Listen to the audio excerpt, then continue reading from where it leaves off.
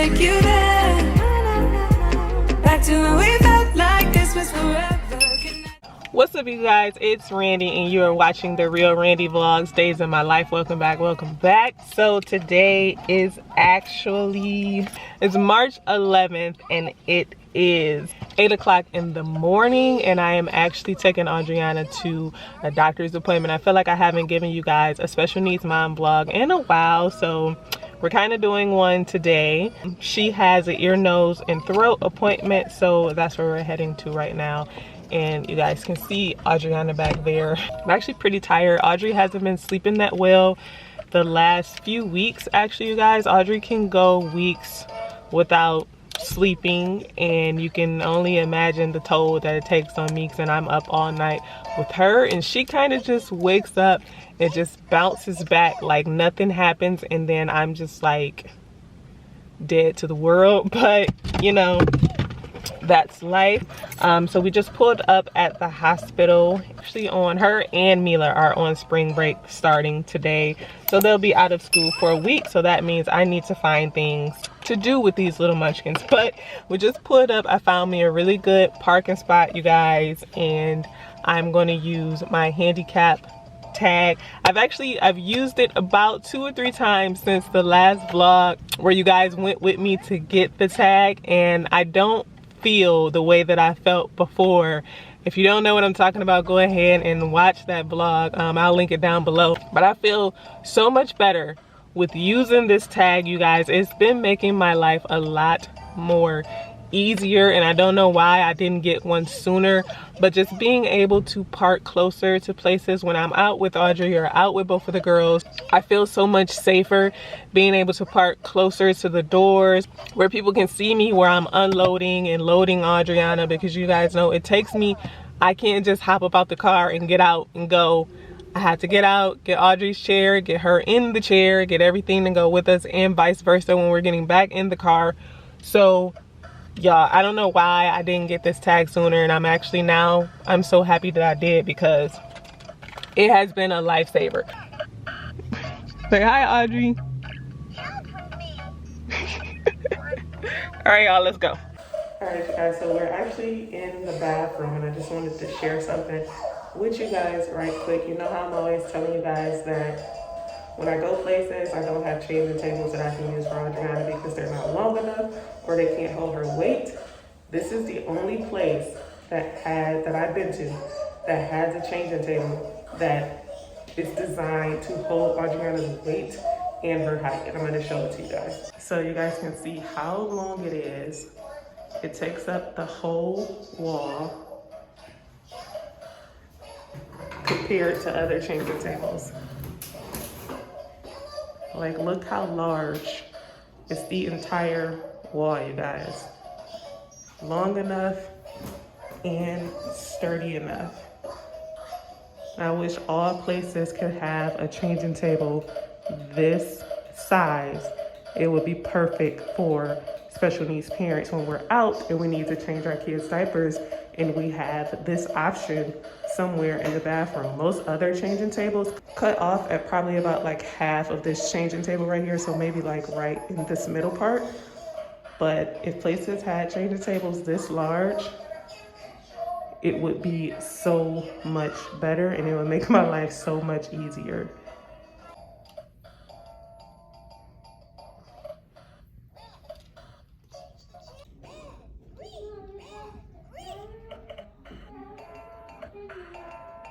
It's okay.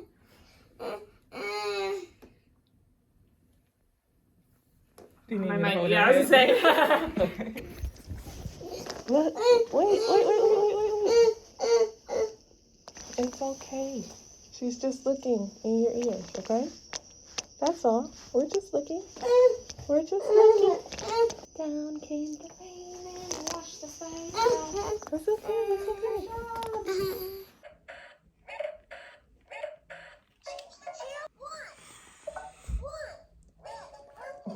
What's up, you guys? So we are back from Audriana's appointment. It's actually a couple hours later after the fact, but I just wanted to give you guys an update and share with you guys what happened, because usually when I'm in the hospital, I don't like to take my camera inside of the hospital, just so, you know, parents can feel comfortable with their children there. And I don't like to be all up in people's face with a camera anyway. And especially when I'm at Audriana's appointments, I like to be present and paying attention. So I only get a couple clips, and then, you know, that's about it. But Audriana used to have tubes inside of her ears to drain out the fluids from her ears, but she's had the tubes out for maybe about 7 or 8 months now. The doctor just wanted to see how she would do without the tubes since they had came out. Tubes are gone. We wanted to see if the fluid will continue to build up or if it would just drain on its own and she wouldn't have to get the tubes anymore. I've been taking her to the doctor because doctors were saying that she was having ear infections.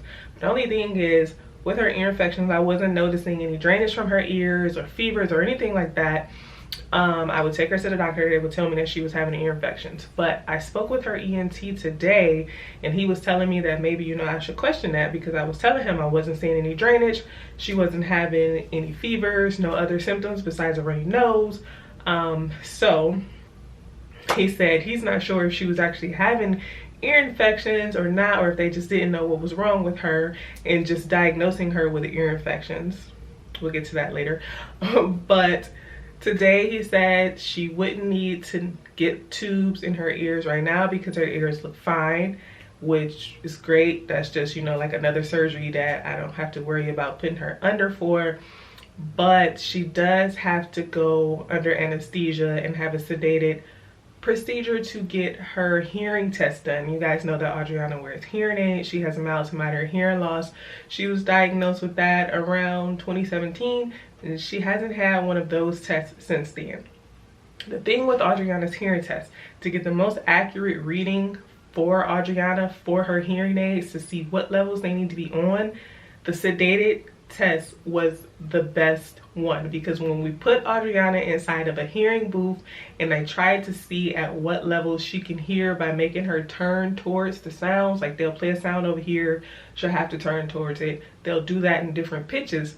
The thing with Audriana is Audriana can hear a sound and she will completely ignore it and not turn. So that's not really giving us the most accurate readings, because there will be things that I know that Audriana can hear, but she'll just completely ignore it. Her audiologist thought that that would be best, since we haven't had one of those tests since 2017, that we should go ahead and do that, which I completely agreed with, just to make sure she has the most accurate readings and levels for her hearing aids, to make sure she's getting the most out of her hearing aids. So going back to the ear infections. So Audriana used to have a doctor who is now retired. He was an older white guy. Now we have a black doctor, which I always feel is the most important, especially for people of color. Having black doctors is like very important for like multiple different reasons, you guys. I feel like when we have black doctors, they listen to me more, they take more into account of what I'm saying and things of that nature. And I really feel like this doctor was really listening to me.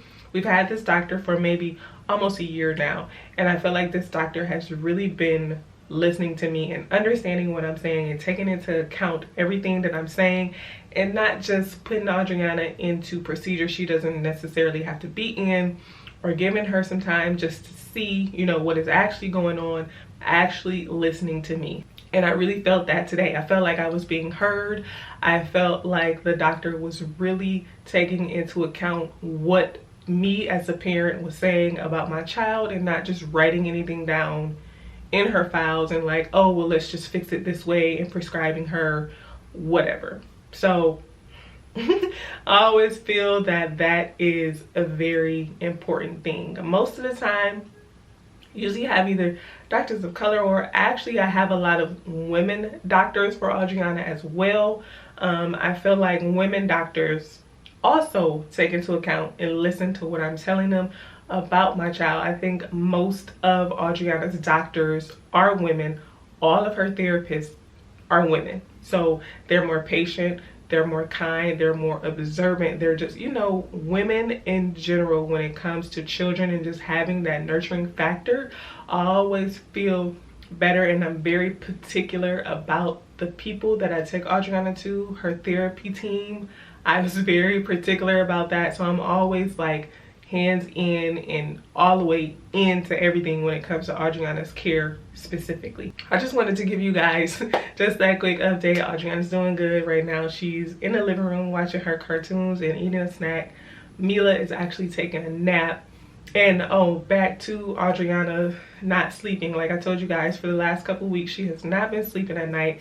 I've been trying everything. I think she is actually not loving her bed anymore. Audriana still sleeps in her crib because of her being special needs and not being that great with balance. And knowing where she is in space, having that extra enclosure for her is for safety reasons for her and for myself to feel comfortable with her sleeping in another room alone. That is why Audriana can't sleep in a regular bed. But the last 2 nights I have actually taken her out of her crib and put her into Mila's bed. Mila sleeps in a regular full-size bed just to see how she would do. We were still getting her waking up pretty frequently, but she wasn't waking up upset. So I'm thinking that she's not really loving her bed anymore, but I am working with Audriana's therapy team to get her a special needs bed. So that's what's been going on in this special needs mom life, you guys. Other than that, Audriana has been doing great. I've been seeing some great progress with her. Let me go check on Audriana and see how she's doing. What are you doing? You should have took a nap. I know you're tired. Dad said you didn't sleep that well last night again, since he was in there with you. Yeah, I know you listening to me. Are you gonna sleep better tonight? You guys can probably see in her face how tired she is. Look at under her eyes. Usually when Audriana is really, really tired, under her eyes gets really dark. I didn't want to disturb her anymore, but Audriana can fully function as if she's had a perfect night's sleep. Even if she hasn't slept for weeks and days, she can still continue on as if none of that has happened. And that just goes like frequently waking up, and sleep issues and complications comes along with her diagnosis of Kleestra syndrome. That's another thing that I'm going to have to touch base about with her neurology team or neurology doctor when I speak with them. She doesn't see them till May. I may try to see if we can get an earlier appointment, because her not sleeping was absolutely not great for her or us. So that's another thing that we're probably going to be needing to address soon. Dinner time.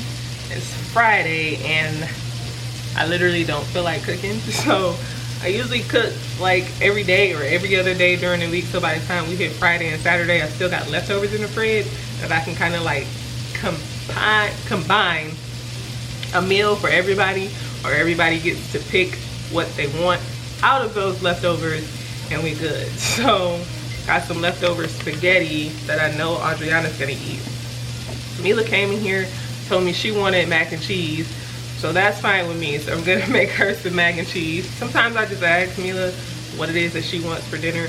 Whatever it is, I'll fix it for her. I don't, especially on the weekends, like sometimes I just don't be caring, y'all. I'll be tired, burnt out. So sometimes she'll say mac and cheese or pizza or chicken nuggets and fries, or whatever. I let her choose, and that's what we make. So she's gonna have mac and cheese, vegetable on the side, and some fruit. And we good there. I'm making myself turkey burgers. I'm gonna pop some onion rings in the air fryer. I'm cooking a little bit earlier.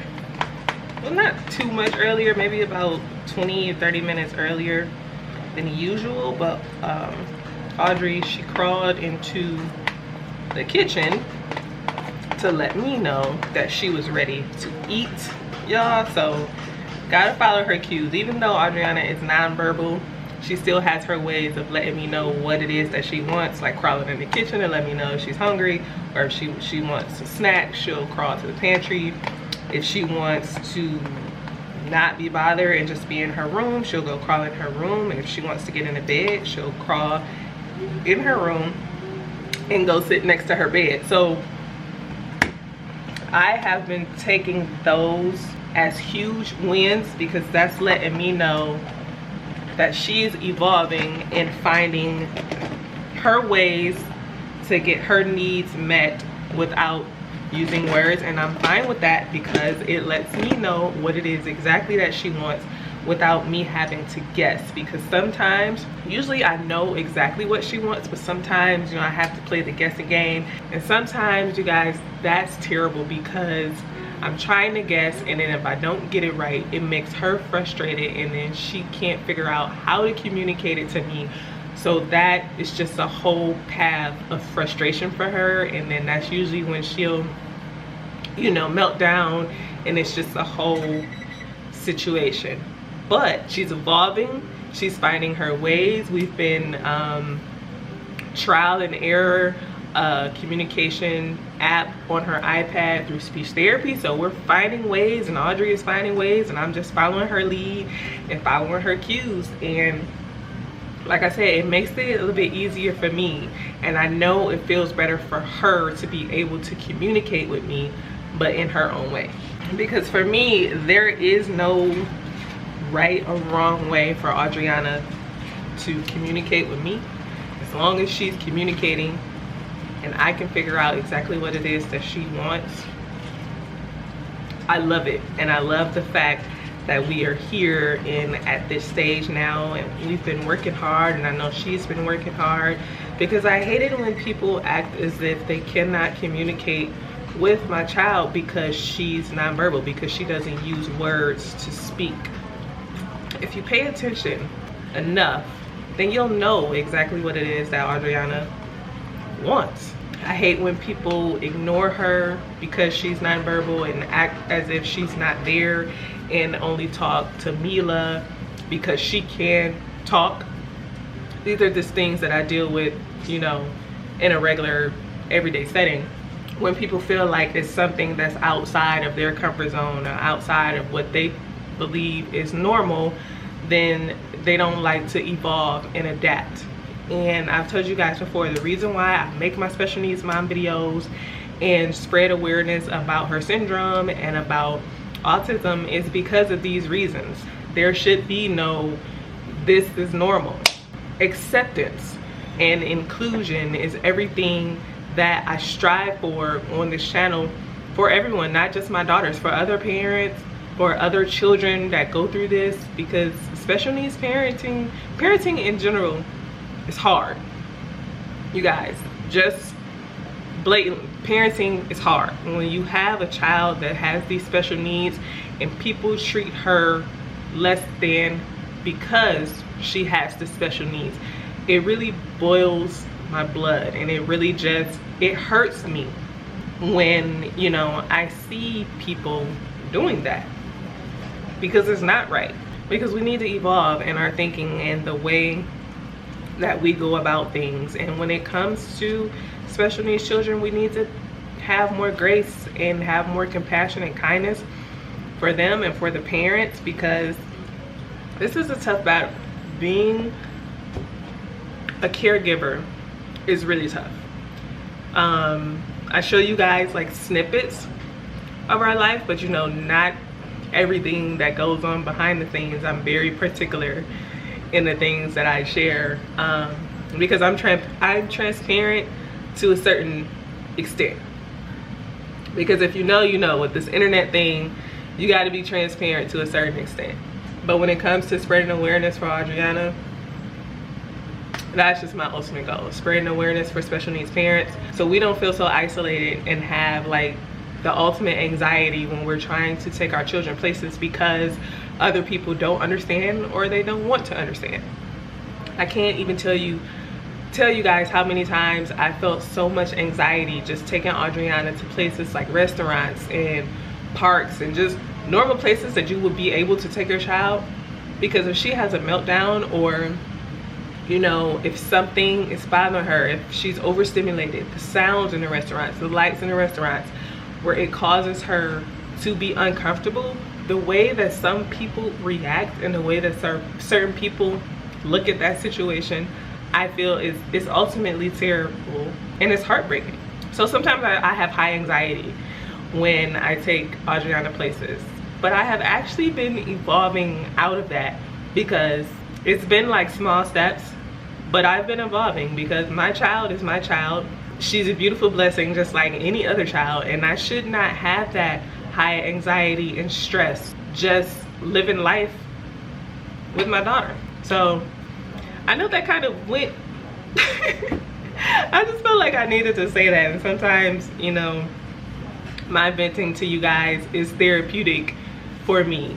Being behind this camera and talking to you guys and just letting you guys know how special needs parents feel is very therapeutic for me, and just creating a safe space for all moms, not just special needs moms, but all moms on my channels and on my platform.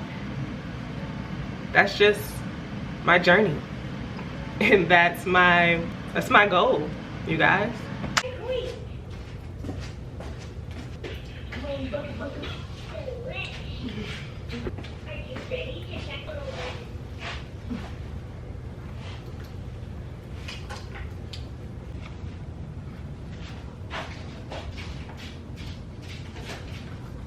That's good, that's right. Let's keep it for food. Jesus' name. Amen. Good job, Rose.